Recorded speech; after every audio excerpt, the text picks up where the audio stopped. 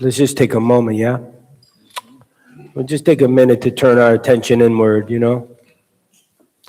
There's a lot to this living, so let's just take a moment and let these bodies arrive.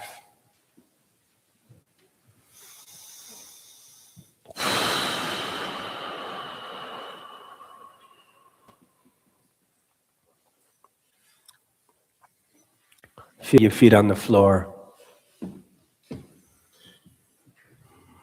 All the points of contact, chair supporting you, cushion.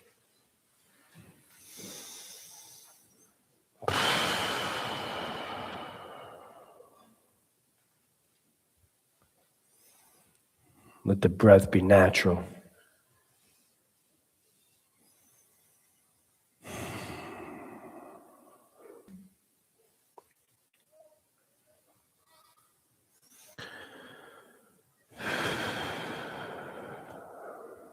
And how is it in there right now?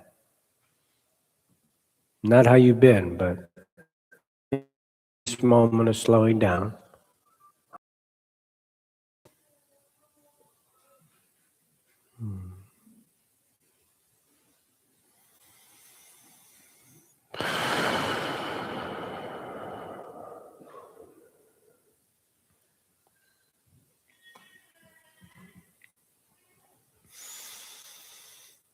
Lean on back up and look around the room a little bit.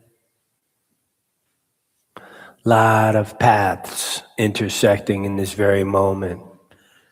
And I guarantee you have no idea who's in this room. I promise you. I have no idea the path they took to this moment. So send a little nod across the room. You know what I mean? Thank you. It's easier together. Thank you for being here. Thank you for your practice. Thanks for showing up. That's how we start. This whole thing is run by donations, and they are never expected and always appreciated. So if you can help us keep it going, cool. Ah, man, the light in here is beautiful right now. I want to also appreciate the 150 people online. Thank you for being here too, no doubt. So, I get a chance to talk to a lot of people, and one thing I hear over and over is a relentlessness, like a tiredness of the world. You know, how exhausting it can be to be alive. Hey, Mark. Dear. So many loved ones. Yeah, so it's like, it's not just the politics, it's not just the state of the world, it's not just one thing, right? It's not the nonsense people are posting, right? It's like,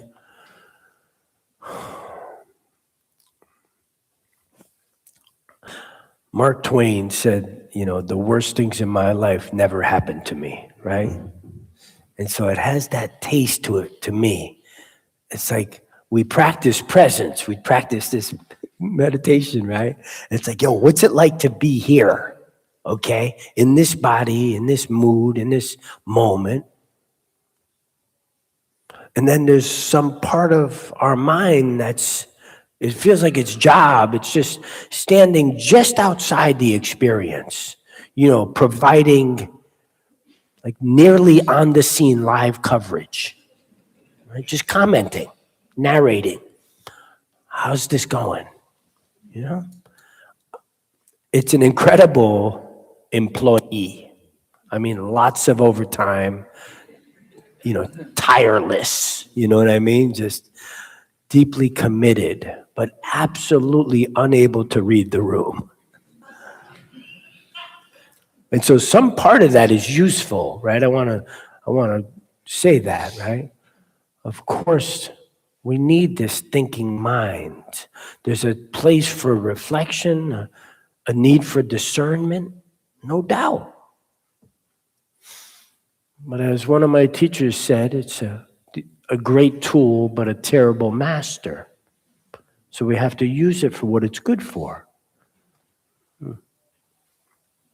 So I'm not suggesting that somehow we shut down our natural intelligence. What I want to explore tonight is that almost automatic layer that gets added to experience. So quick, we hardly even notice it. I love being around babies. They don't know that there's two. They're resting in boundless awareness still. They don't have a separation between you and the rest of the world. They're wondering what we're all tripping about.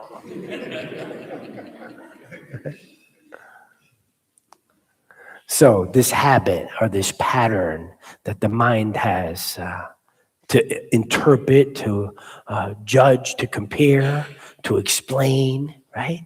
It's all happening in the black box of the mind. And we might have a moment where we feel sad, right? But before we have a chance to even feel the sadness, the mind's already trying to figure out why we're sad and what it means and how long it's going to last, right? So we have to practice just being with our experience and not our thoughts about our experience, because it's not the same thing. I don't even know how many years I meditated by simply thinking about meditating. You know what I mean? Like I was just sitting there, like this is what meditation must feel like.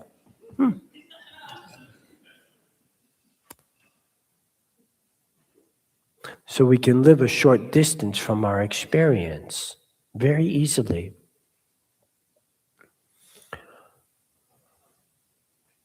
The mind is always trying to figure out what this says about you, that you feel this way. Like that we may not even have a right to feel this way. Very strange. We send a text and someone doesn't immediately respond and the mind's just like, all right, man, we're rereading it for punctuation, how it could have been misunderstood. What's this person's problem? It says delivered. Somebody says something a little off to us, right? It just lands wrong. And within seconds, my inner legal team is building a case, It's bullshit.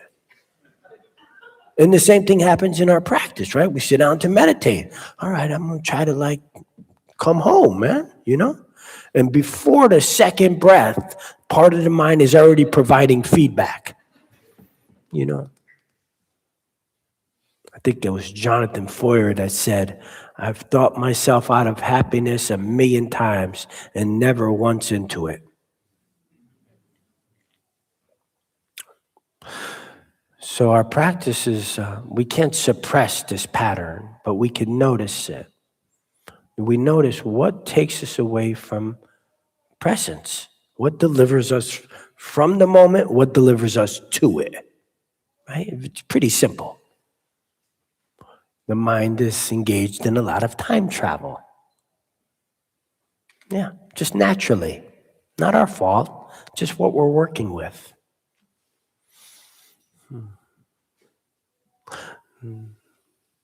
The mind has been practicing this for a very long time. It's familiar, it's automatic, and it's deeply rehearsed.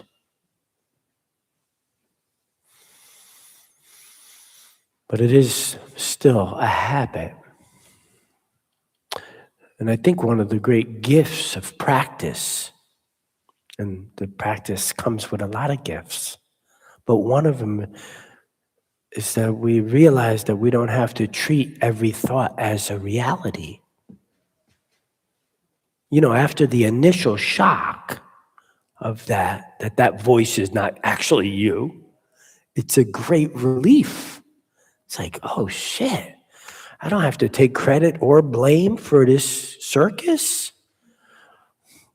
Ooh, so I do experience it mostly as a relief. I mean, we don't get to choose what thoughts appear, right? But we do have some say in what we believe. You know, what we impregnate things with our belief. That's what empowers them. And so, because this is a practice of presence, we notice the mind, how quickly it leaves the moment, and what it uses to take us with it. You know, there's certain things that can really be sticky or hook us, you know? And we all have our own versions, maybe our greatest hits, you know?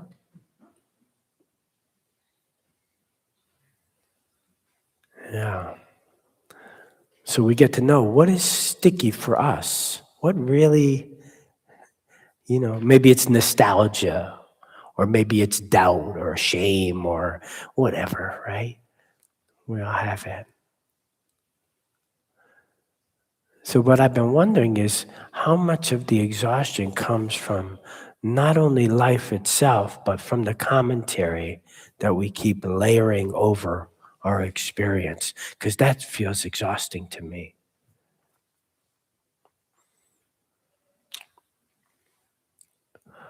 The Buddha laid out very clearly that in this life there's pain, but then there's what the mind does with pain.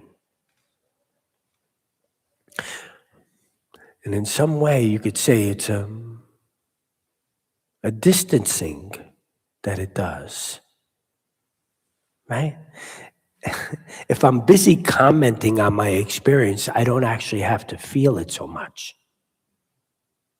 So you can see that there's a utility in that, staying entranced in the thought about it instead of the actual experience.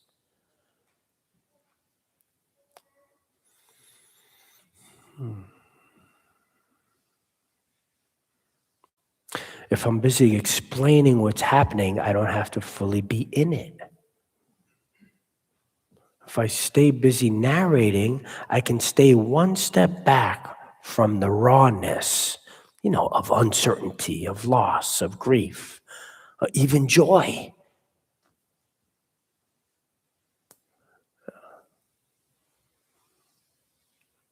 Or tenderness, of how much we care, or how little control we actually have. And when I say intimacy, I'm not just talking about with another person. I mean with our own life.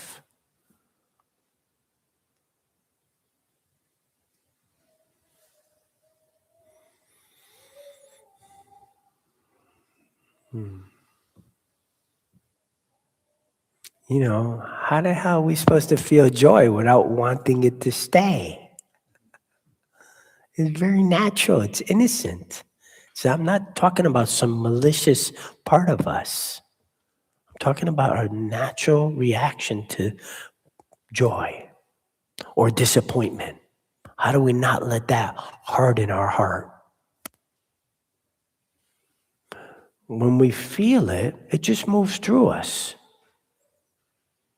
I see it with my kid, he'll explode. And like 5 minutes later, I'm like, how you doing? He's like, why are you bringing up old shit? You still on that, dude? Serious, man.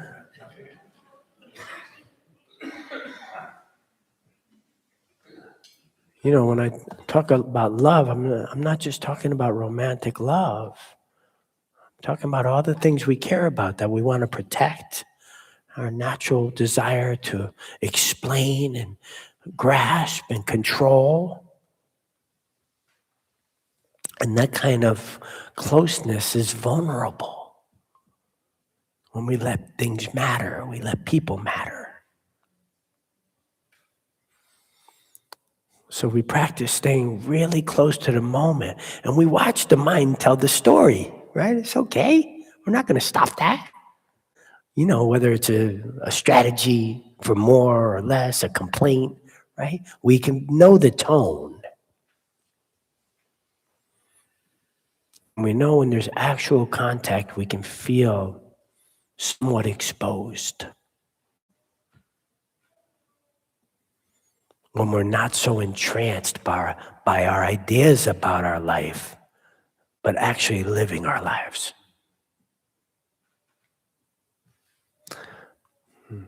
I think I know this territory well because I grew up in a crazy house. So I learned how to be safe within my own thoughts and learned how to retreat.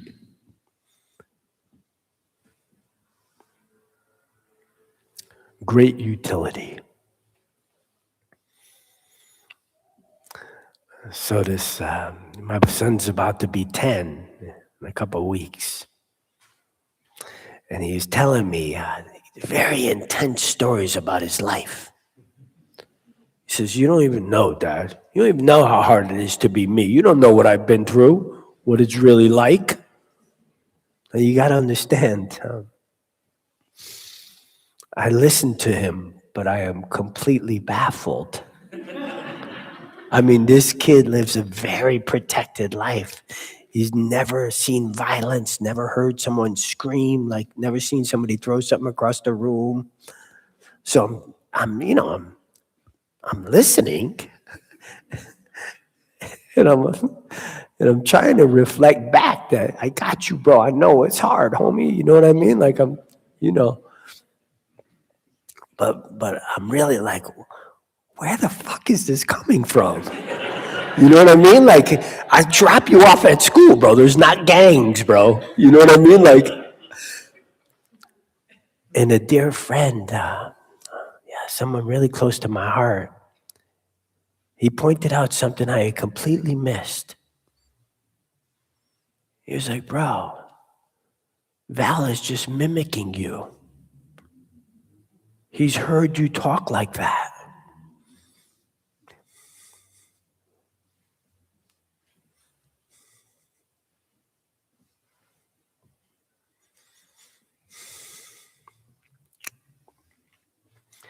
He wants to be seen.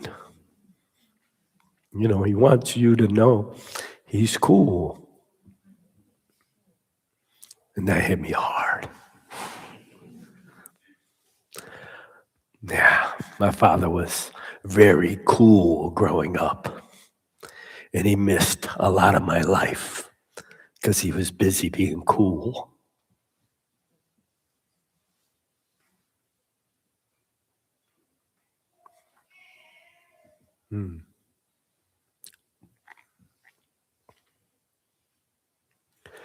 So there's something very tender about realizing that my son is not just picking up on my words, but my shape, right?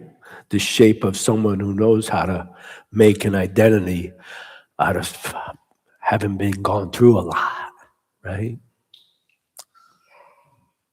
And what hurts is not just that recognition, it's the possibility that I could miss him the same way I was missed.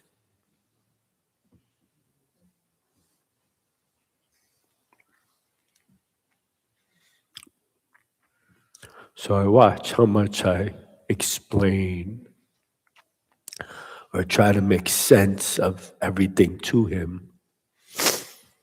All the while, my son is right there in front of me, wanting contact.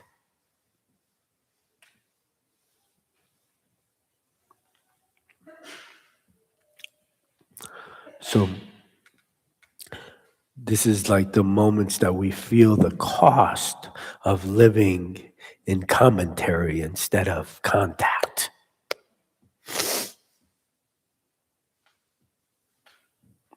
I think a lot of it, like I said, is to avoid that exposed feeling. Because love and life asks something from us. It asks us to feel what we would rather manage, to let ourselves be touched by what's here.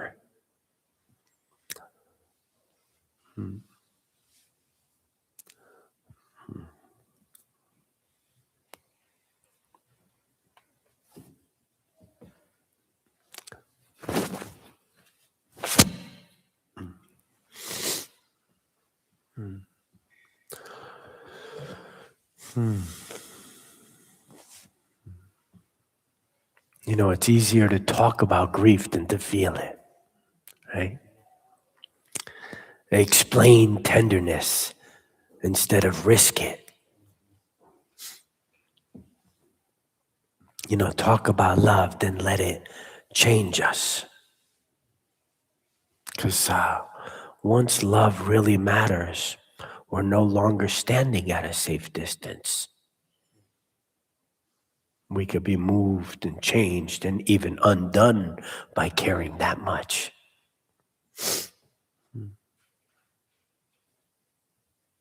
And so the part of us that keeps talking about it, that's okay.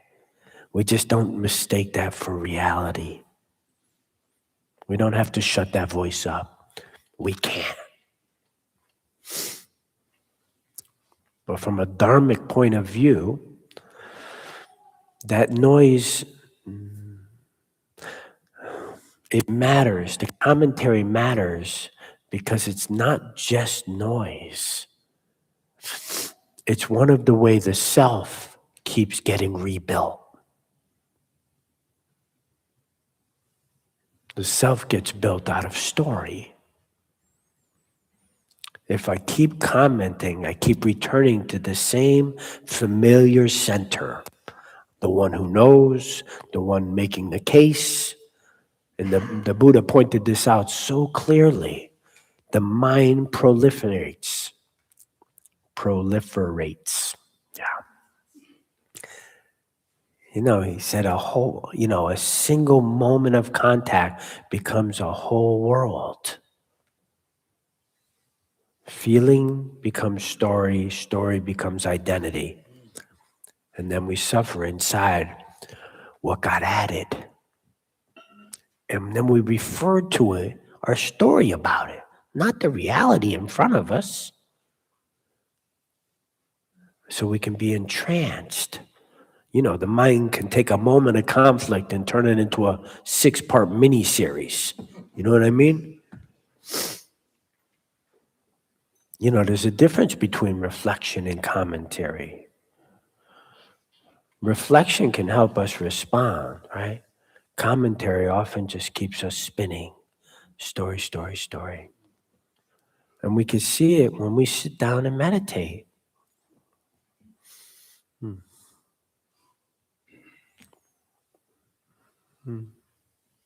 Yeah, so when we do our little sit, you can notice the commentary and then just keep coming back to the body. You know, that's the first foundation of mindfulness. That comes straight from the earliest teachings. Sit down, feel your body on the earth. There'll be thoughts. This is going well. This sucks. I hate this. I love this. I want to go to a monastery. I never want to come here again. It's all just right? You know, not to be taken seriously, but to be noticed. I was sitting yesterday and I was having a thought about an earlier meditation, like 3 months earlier. And I was like, oh, it's not as deep as it was then. Like I'm in a relationship with that moment still. It was such an odd thought. Sometimes it wakes you up, right? Because even that could be in the service of awakening, right? I woke up to having this daydream of this killer shit I had 3 months earlier.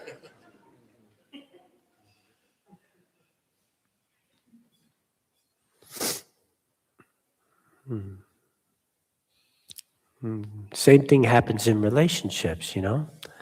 We can feel like a moment of difficulty and the defensiveness and a flicker of hurt, right? And so we know the mind is going to be off and running, building a whole story around it.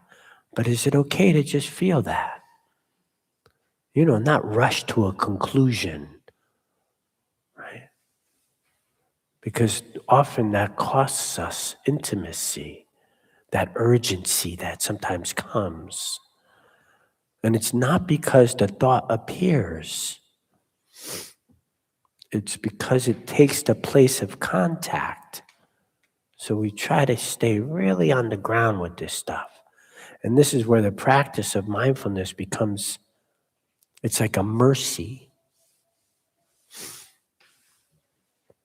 Not because it gives us a perfect mind or it gets rid of thought, because it lets us notice what gets added. Here's disappointment, okay, and then the comment, the story, the identity. Here's joy, then the comment. This joy is not going to last. Maybe we should ruin it early, right? It's like, God damn.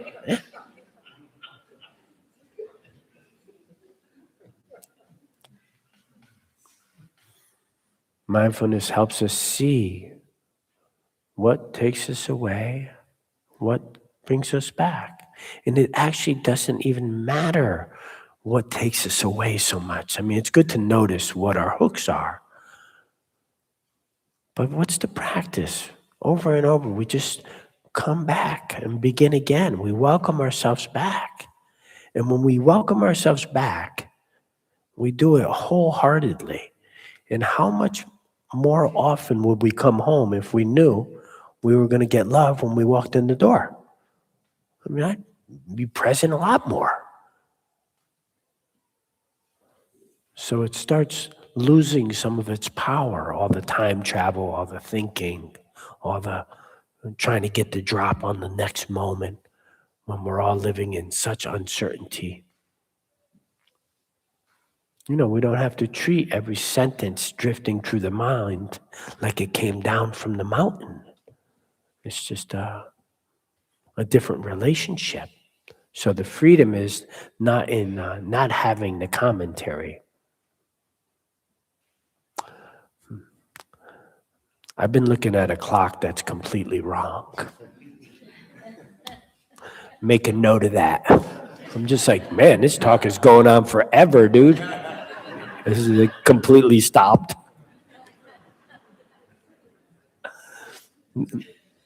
So the freedom isn't that the mind is somehow going to start behaving. The freedom is in not being so entranced by it.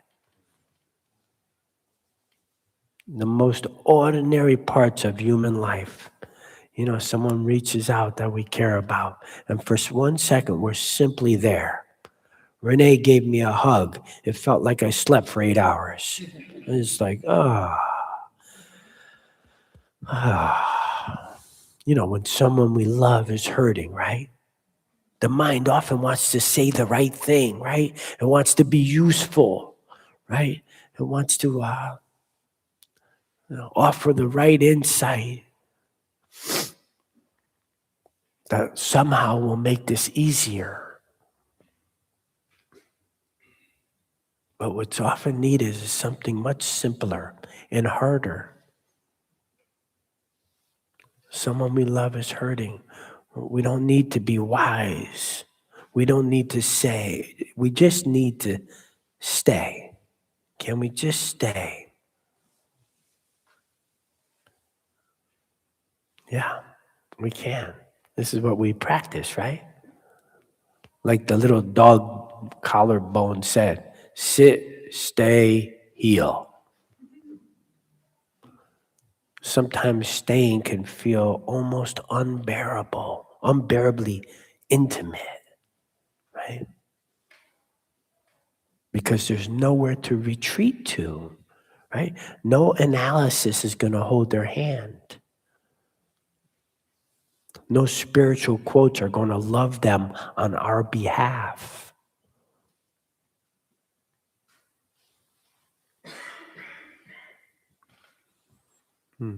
The same is true with our loneliness. Right? When we're embarrassed, the small moments of an ordinary life. We can notice like the heat in our face when we're embarrassed, right?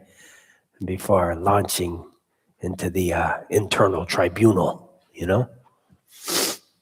When beauty appears, we don't immediately reach for our phone to try to capture it.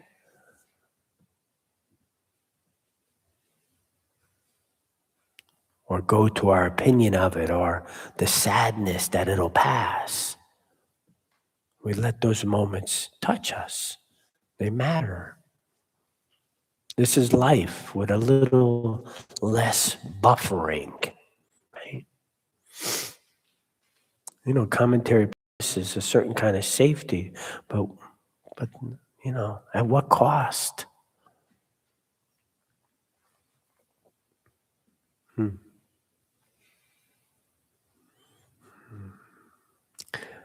When we make ourselves available to humility and tenderness and presence, there's a little bit more room and a little less self at the center of every moment.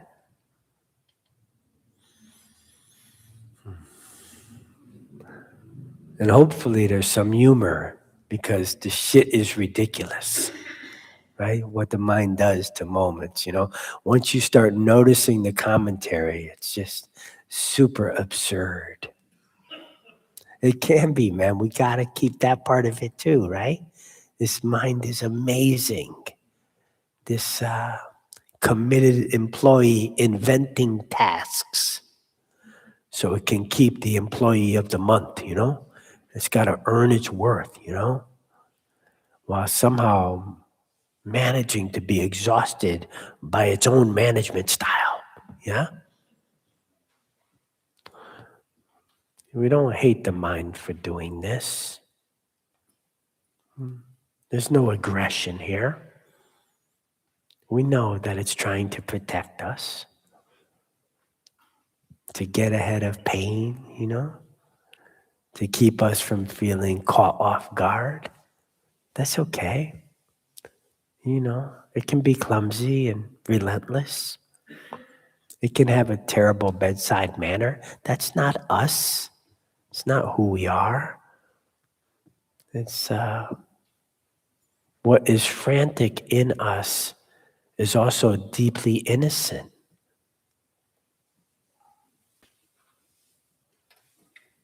Thought can say a lot about a sunset or love or grief.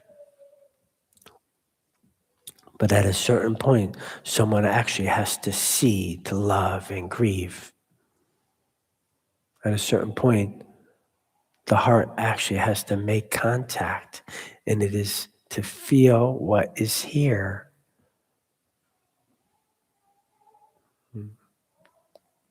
That's just sound. That's not a baby, right? That's what it means to be with what's here, right? We can hear that sound and it conjures up an image of a bouncing baby. That's story. No baby, right? It's so fast. I know what that is, right? What's it mean to let ourselves be touched by what is here? To stop standing on the edge of our experience with a clipboard and step into our actual life. So maybe tonight the question, we'll keep it very simple. What is here before the comment?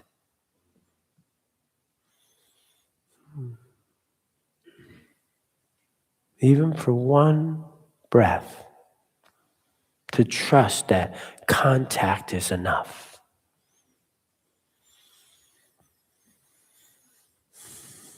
Long enough to remember beneath all the commentary, life is actually happening, and the heart is still capable of meeting it.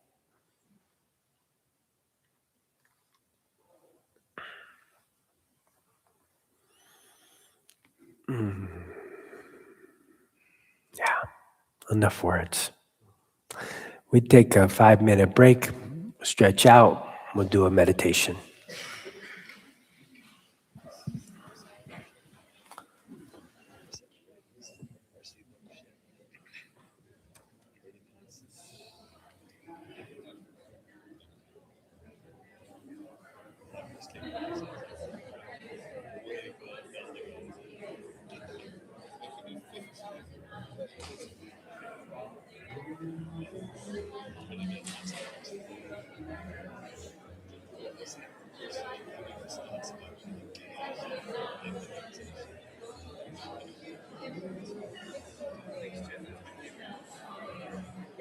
You sing it well too. You know what I'm doing now? I'm gonna cut this before I start playing it so it doesn't blow up. That's the only way. Yeah. What? No, it just worked. Yeah. Well, I mean, I didn't fix it, but it didn't blow the ear out. Yeah, I know. You have to cut everything. Yeah, but it's kind of annoying if you forget. It's gonna take forever.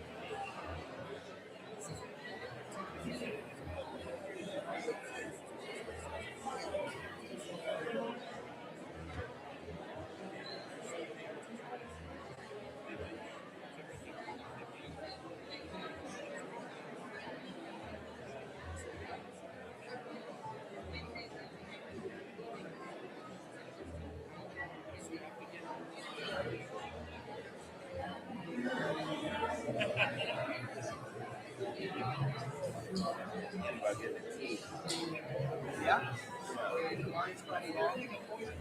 But yeah, I mean, prove it. Let's go.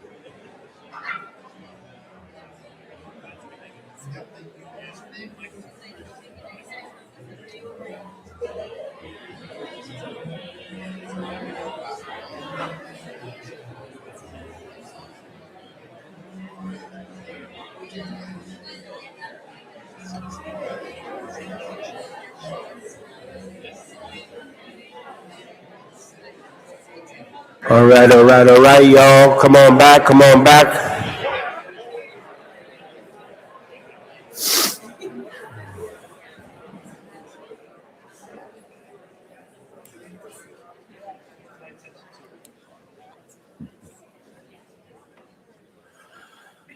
Ooh.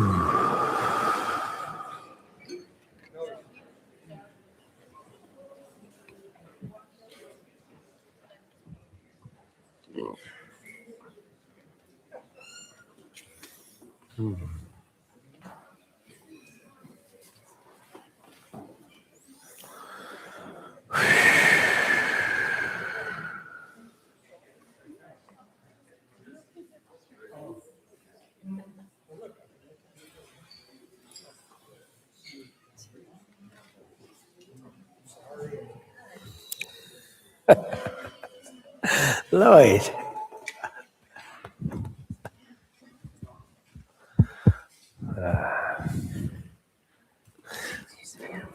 Please. Thank you. That was really fast. I'm sorry. Hi, everybody. Welcome. My name's Renee. I'm the person behind info at Big Heart City. So if you ever want any information, reach out. But I do have a few things. You may have seen the flyers on the table.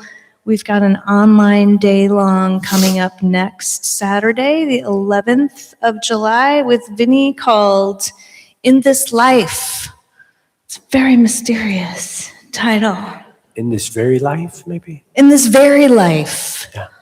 That's how mysterious it was. Anyway, join us on Zoom. We're there from 10 to 4. You can pop in anytime throughout the day. You're not disruptive if you can only come for an hour or two. Just join us. It's a great way to spend time with Sangha.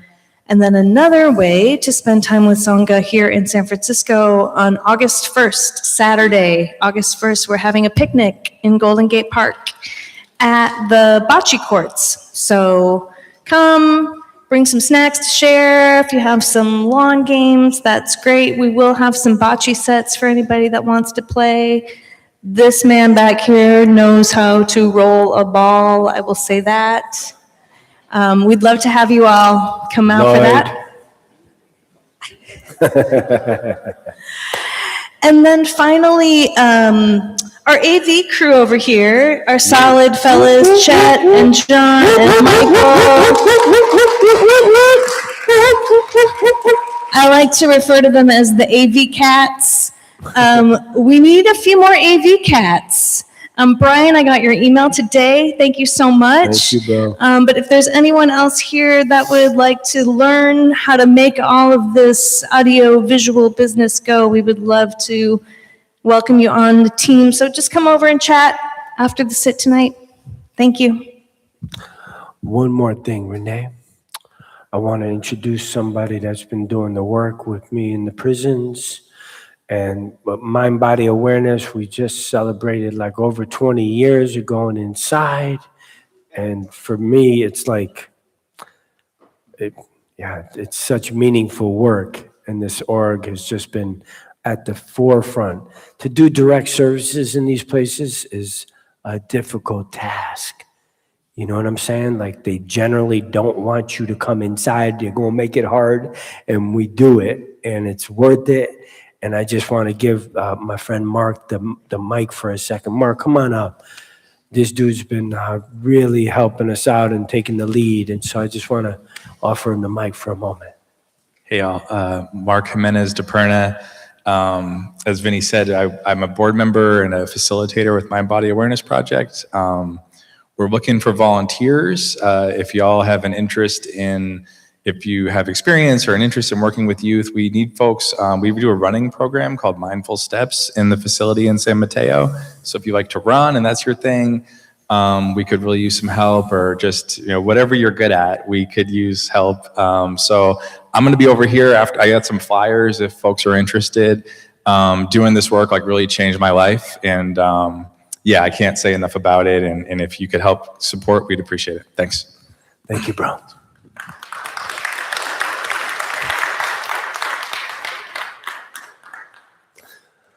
Before we sit, I want to say just a couple sentences from Ajahn Chah, who was my teacher's teacher in Thailand.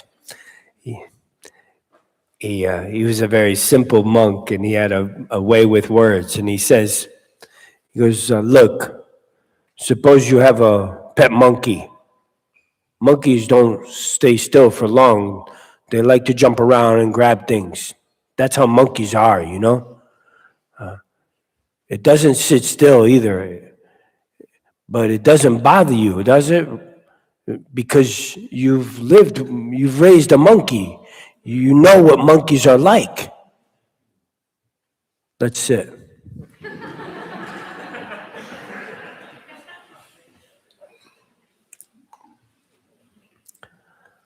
And whatever you do, don't start meditating. Just rest. Just rest for a moment. Turn your attention inward and just feel your feet on the floor.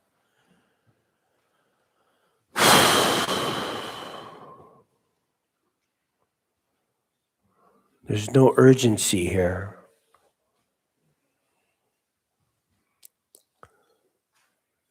And soften any demand you have on this being a certain way, or yourself being a certain way.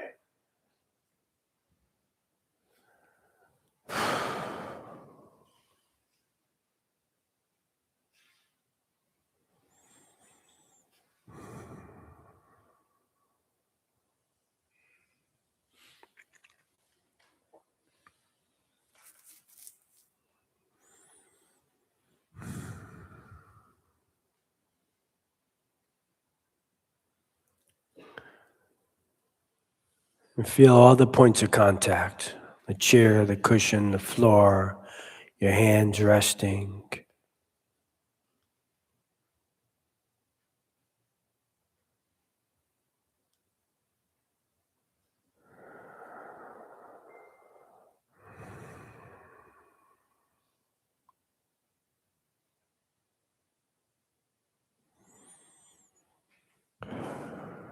Softening any obvious places of tension or holding. Stretch out the neck, the shoulders, unclench the jaw.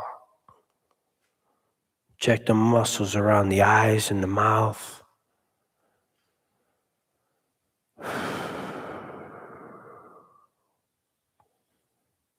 We're going for abs of jello. That's what we're shooting for here. Soft belly.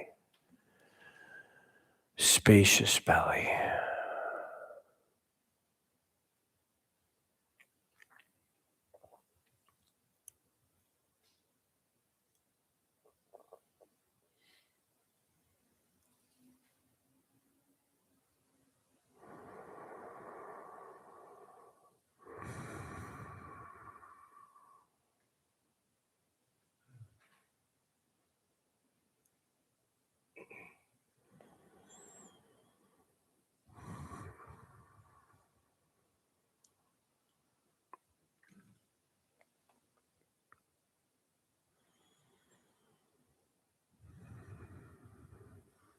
When we bring our attention to the body, we notice this breathing.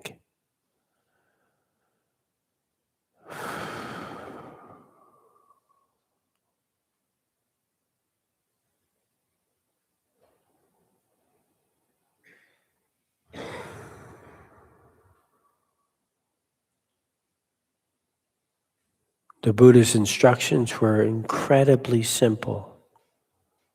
When you're breathing in, know that you're breathing in. When you're breathing out, know that you're breathing out.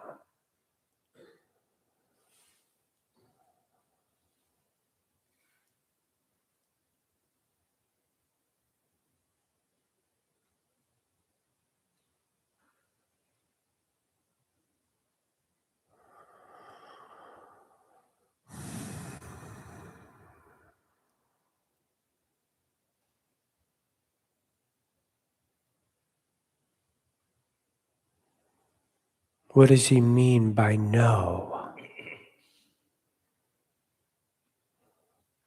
This is an invitation to intimacy. How deeply can we know this phenomenon of breathing, of sitting here? So we bring that friendly curiosity. Say, what is this?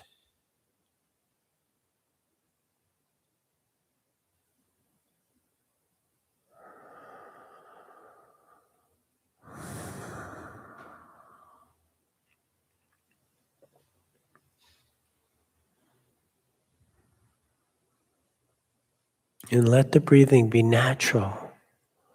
We don't have to manage it or control it or imagine it. But how does the body know that it's breathing from the inside out? Not our thoughts about it, but the direct experience.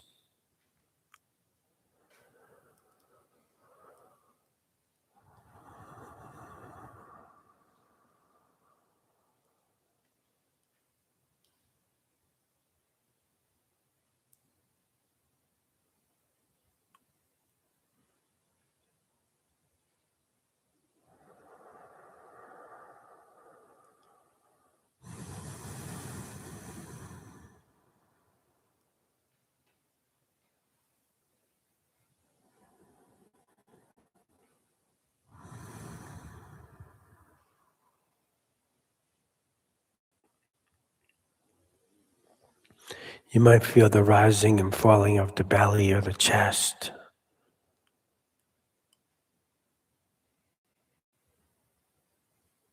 You might feel the airflow at the tip of the nostrils.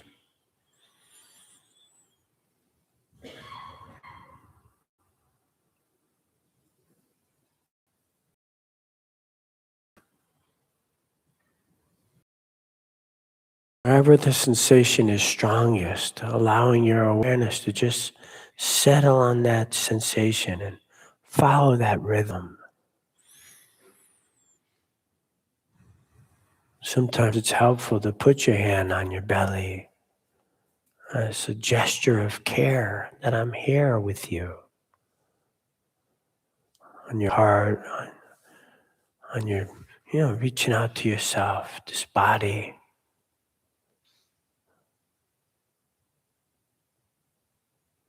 What's it like to have contact?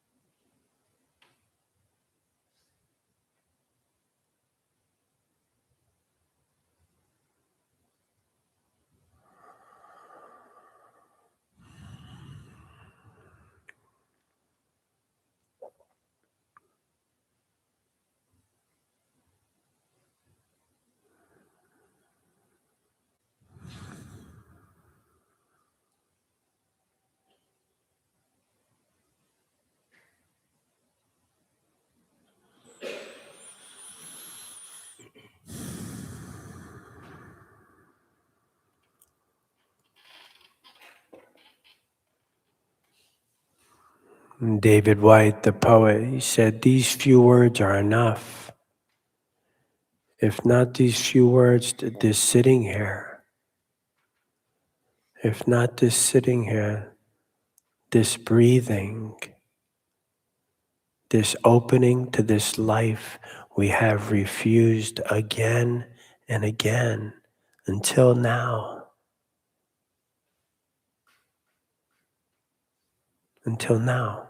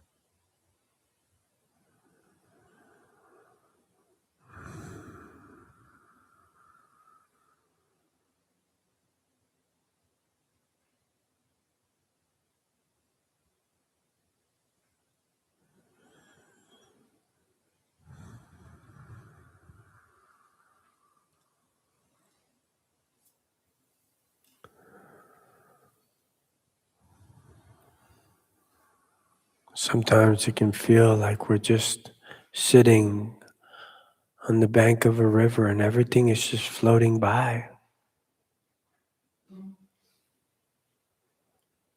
Everything just floating through awareness.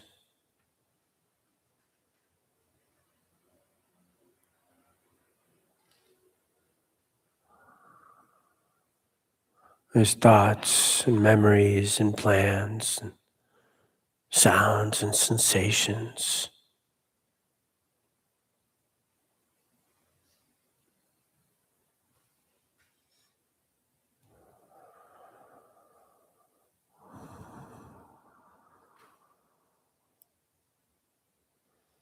We don't have to jump in the middle of the river to stop these things from arising so that we can get to some imagined peace. We don't have to push the river so they go by faster to find peace.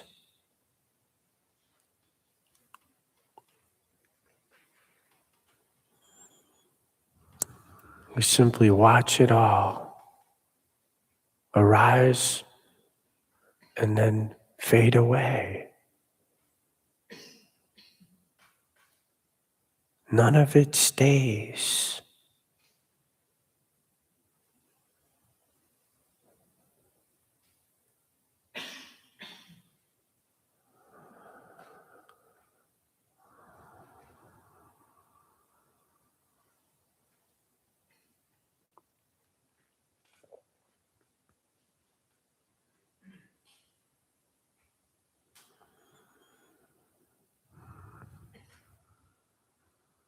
Now, quite often we find ourselves downstream a bit, having got entranced by one of these thoughts, memories, plans, sounds.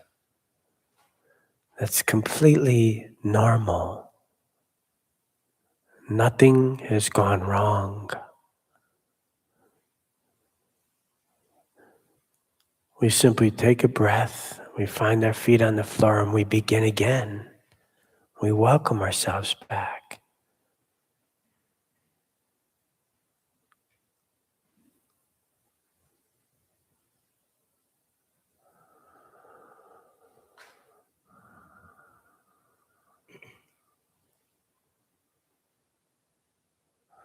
It doesn't matter what distracted us. It doesn't have to be a walk of shame back to the present moment.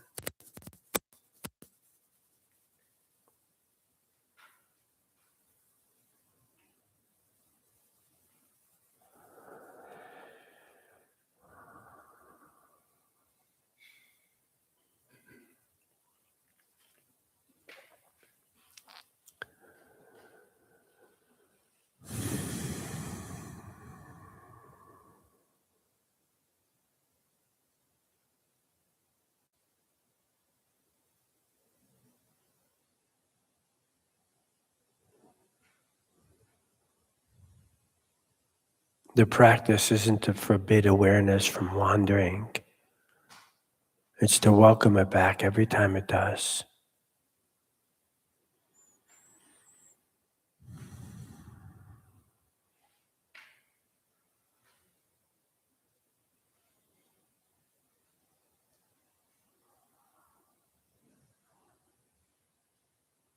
How we meet that moment is very important. We woke up out of the dream.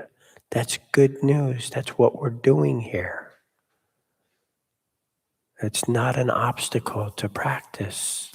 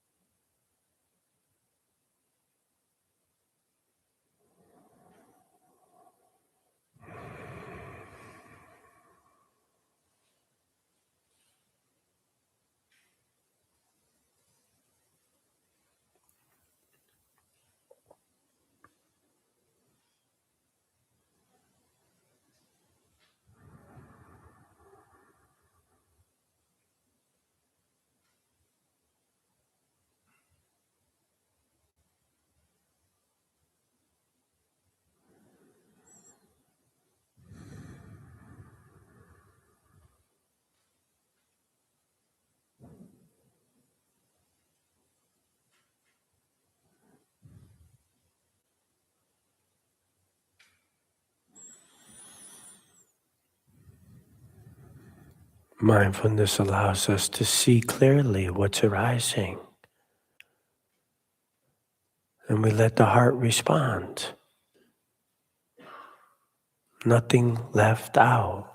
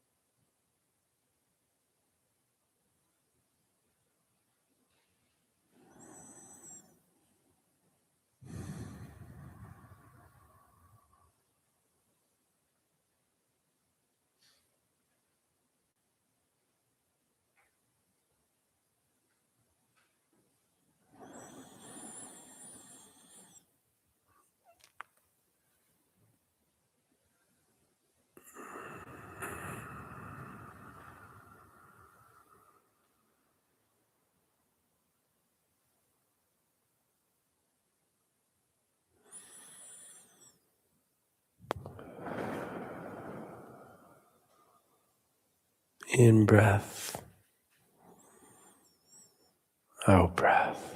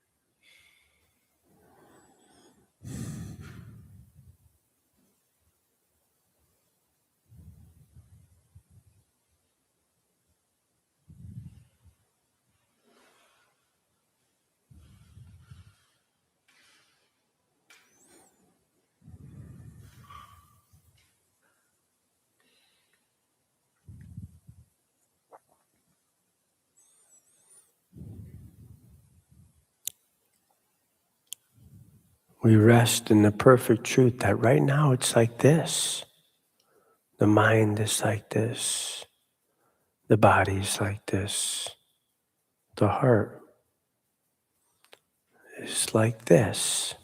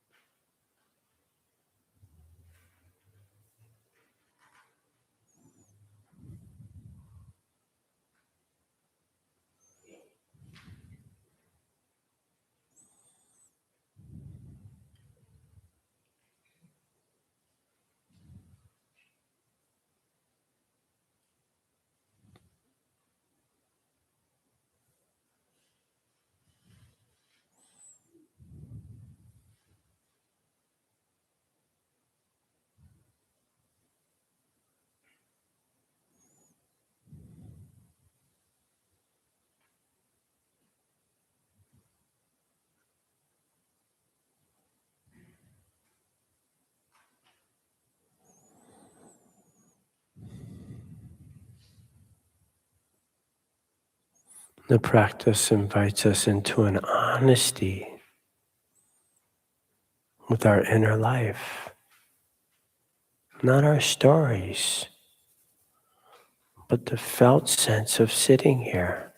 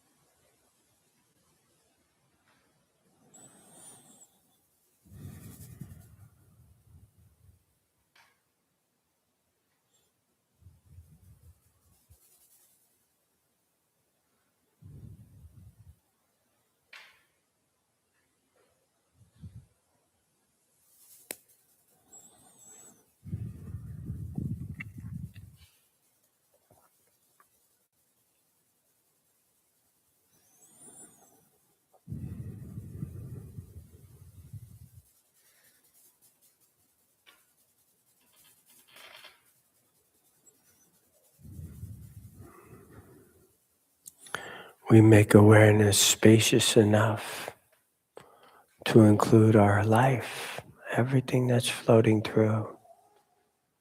There's enough room for here.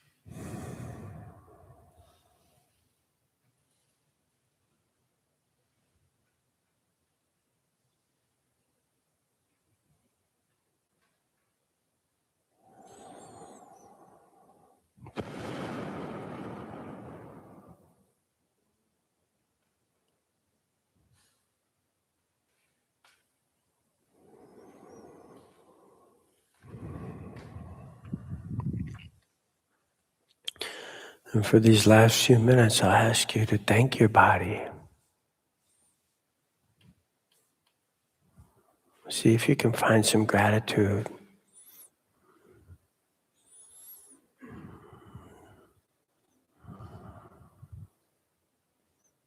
This body that's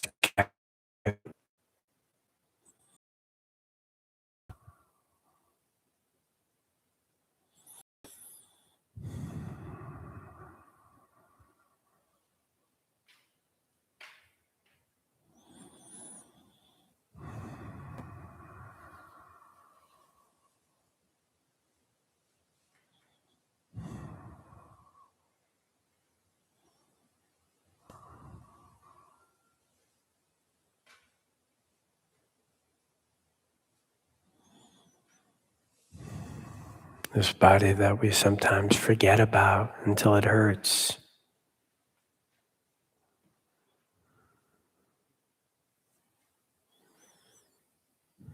This body that's doing absolutely the best it can.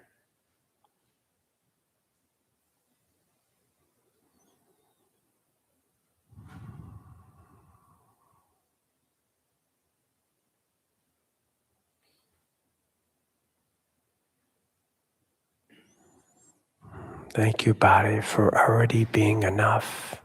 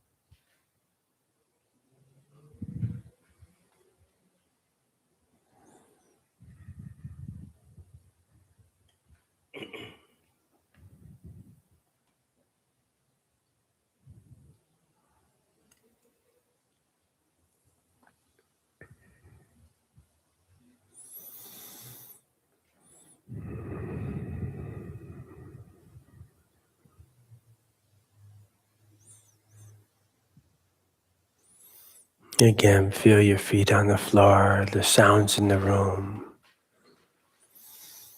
And when you're ready, allow your eyes to open if you had them closed.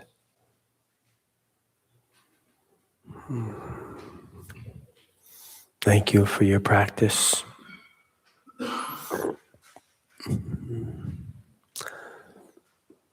The bell is too far away from me to ring.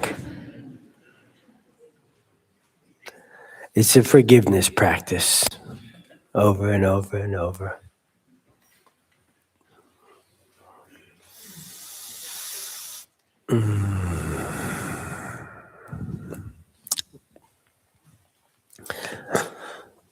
So, dear ones, what the hell just happened?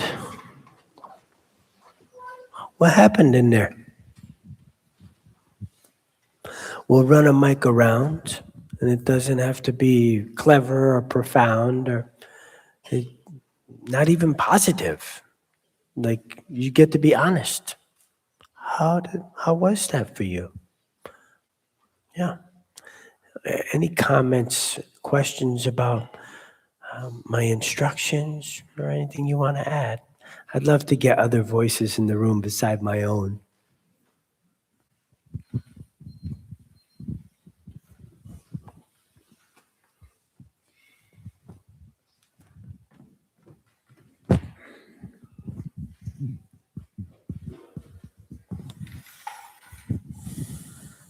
I noticed that when I drifted into the river and got carried away, I have this habit of sometimes punishing myself for not being a better meditator and being a little more perfect. You know, I should be perfect.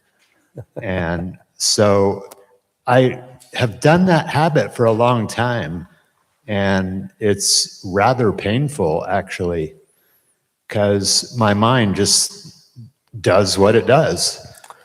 Yeah. And so anyway, when you were giving a few instructions, it was definitely helpful to be reminded that that's somewhat normal. I mean, absolutely.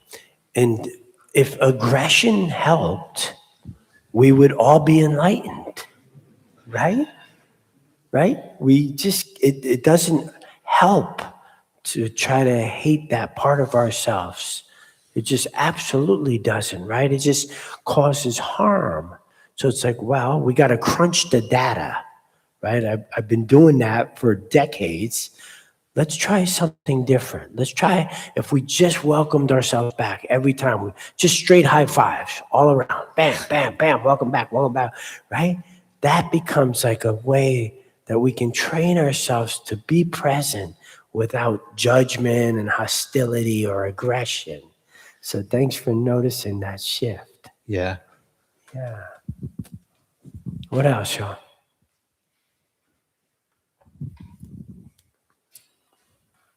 In the back. We'll get to you.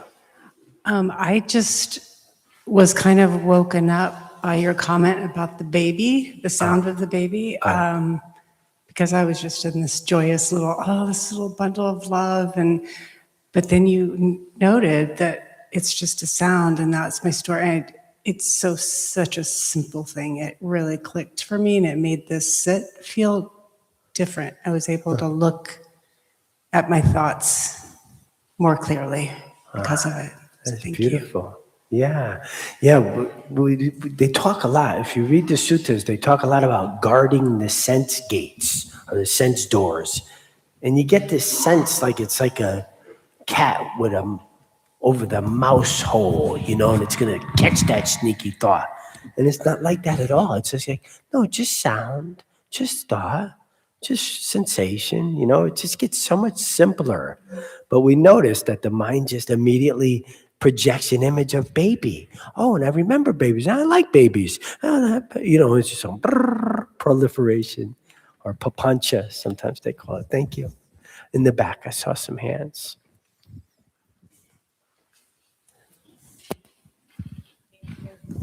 I got courageous and then I instantly chickened out. Yeah. The part about being grateful for our body, it felt like it came out of left field and I got really emotional. Like an ex-IV drug user, homeless, incarcerated, and Hold it nice and close like an ice cream cone. Thank you, dear. sometimes I just get really overwhelmed when I think about how my life is today compared to how it was, and like Yeah. the things that I did with my hands to like consistently take and harm. And I work at a music festival, and like we had our first Sunday a couple weekends ago. And right after the gates opened, I just found this little spot in the corner Mm-hmm. in the concert meadow, and I just like sobbed for a couple of minutes because it just feels so good. It's like the goodness was here the entire time. It's just like too scared to connect to it. And that comment of just being grateful for the body and like the experience of being able to be here with it, especially when all the analytics and the logistics and the operations come in. But thank you for just like really simplifying it back to that and just the joy of like a warm breeze. Thanks, Vinny. Thank you. Thank you. Yeah, I see other hands to the left, yeah. My left. Thank you. You mentioned about feeling the body and recognizing when something hurts. Yeah. Right now, I recognize I have an esophagus because it's in pain. Mm-hmm. And you just reminded me of that. And the rest of my body is fine, so don't feel it very much, or maybe a lack of appreciation for the health that it's in. That's right. Thank you. Yeah, thank you. Thank you, yeah. What else, y'all? I see Jimmy James.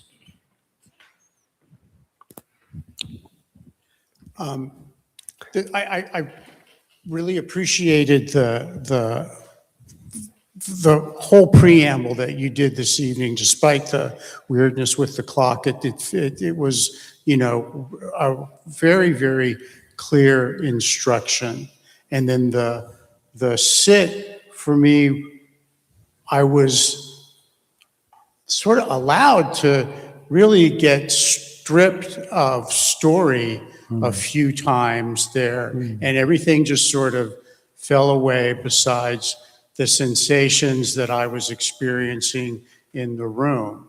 And whenever my meditation gets like that, there's a strange thing that happens, that I get this, and then I remember that I'm Jimmy. and it's so fucking weird that I have this history and these current events and all this stuff, and it feels so strange. And I can remember having that experience as a kid every now and then, like walking around in the world and then realizing that, holy shit, I'm this person, like all these other people, and it's so odd to me. It just seems so strange, and it's a part of it feels like the absurdity that you talked about before. How all the preferences and all the just on and on and on. It's just so weird, man. When it's viewed from this place of Bare attention. yeah, Right. yeah, exactly. When it's seen from clear attention, Yeah. it's odd. It's funny how much is added, right? Yeah. Like when I'm in that place, it's like I can't even imagine a problem, but then I do. And then I'm off, right? Right? It's just like, oh, wow, I feel a fundamental okayness. And then it's like, well, how do I trust that? Right? Because I'm naturally suspicious because I've been hell of untrustworthy in my life, right? So that's one of the things I work on. Is like, can I trust this feeling of being okay? Yeah, thank you, Jimmy. Yeah. Last one, Francie, right here.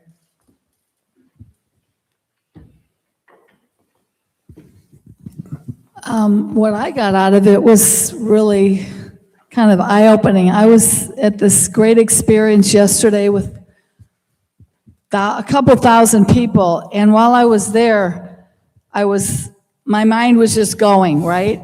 And then today, when you were talking about like being there and really appreciating what you have right in front of you, like with your son, I thought, wow, that was like an amazing experience. But I only noticed it the day after. While I was there, my mind was just going. So it's a really good reminder to me to kind of really just stop and be in the space and see how I'm feeling right then and there. So Yeah. thank you. Yeah, it's like right now, right? If we tried to do this a year from now or some other time, we couldn't do that. We could not create what's here right now ever again. You know, the day you had, the day I had it, it's all in this goulash called Big Heart City, right? Tonight, right? And some people wouldn't be able to make it. Some people might be sick. Some people would pass away, right? That baby will be older, right? So there's a fleeting thing, right? Herman Hesse said it really beautifully. He goes, look, I love a rainbow as much as the next guy, but if a rainbow was forever, I would look at it with a colder eye because I could look at it at any time. It's because this thing is fleeting that makes it so precious that it deserves our contact, our intimacy, our presence. Does that make sense to you? Yeah, thank you, Francie. Thank you. Yeah.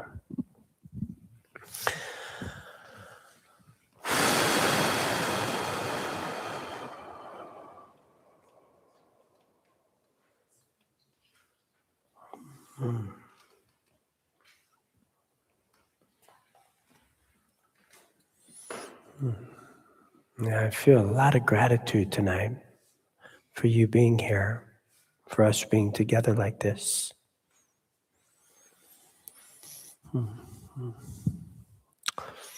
Let's dedicate the merit together, yeah.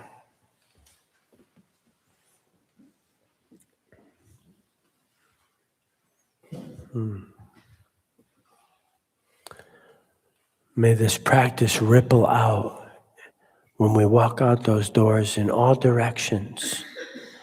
May it affect the people that we run into, we walk by, in our homes, at work, the people in our communities.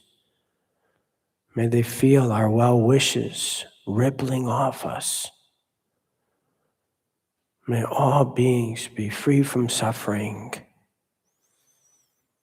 May all beings remember their goodness and their belonging.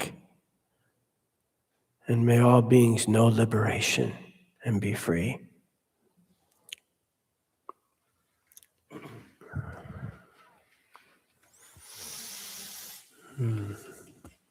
Yeah, thank you. I hope to see you in another dream. Listen, we're going to put on some music. You can hang out, and we're going to clean the room up. We'll see you next time. I hope to see you next Saturday at the Day Long. Take good care, dear ones.